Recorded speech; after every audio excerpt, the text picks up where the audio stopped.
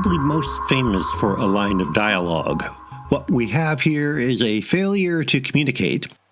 Cool Hand Luke feels a little odd today. It does not exactly call attention to its period through fashions and conventions, but it doesn't feel contemporary either.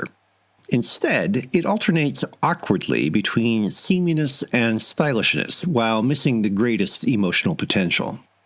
The source of the seaminess is obvious. Luke Jackson, Paul Newman, is a misfit sentenced to hard labor on a chain gang, thus guaranteeing plenty of homosocial sweat, grit, and stench.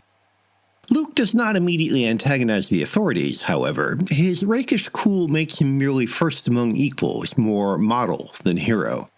The key event is his mother's death. That gives him a purpose he previously lacked. His subsequent struggle with the authorities galvanizes the other prisoners. The fetid atmosphere is rendered with considerable flair. With the help of cinematographer Conrad Hall, director Stuart Rosenberg makes the southern setting and grimy details of prison life palpably clammy. While the action scenes are smart and inventive, Rosenberg also suggests internal dynamics through details like the foreboding sunglasses worn by the murderous, taciturn boss Godfrey, Morgan Woodward. Repeatedly emphasized, they are practically a character. However, some of the execution is egregiously flashy for its own sake. The most blatant example is a lengthy sequence in which a nubile girl, Joy Harmon, drives the convicts crazy by slathering herself with suds and water as she washes a car a few yards removed from their backbreaking labor. The camera work and editing are as sharp as anything in the movie, and the men's frustrated lust is heavily obvious. But, since the scene is only a tease, Harmon never reappears, the meretricious emphasis borders on the pornographic.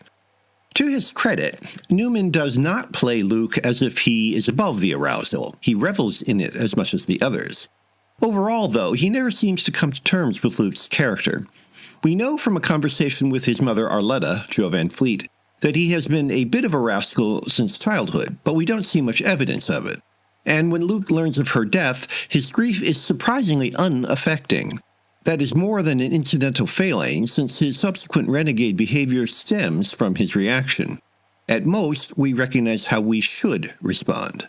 Perhaps this is because Luke is one of those characters easy enough to like in a movie, but another matter altogether in reality.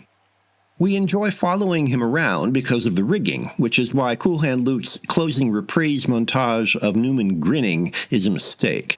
It too obviously equates the star's charm with how we should feel about the character. No doubt meant to endear, Newman's famous smile instead reminds us of the appeal we have otherwise not experienced. As a result, the ending falls a little flat.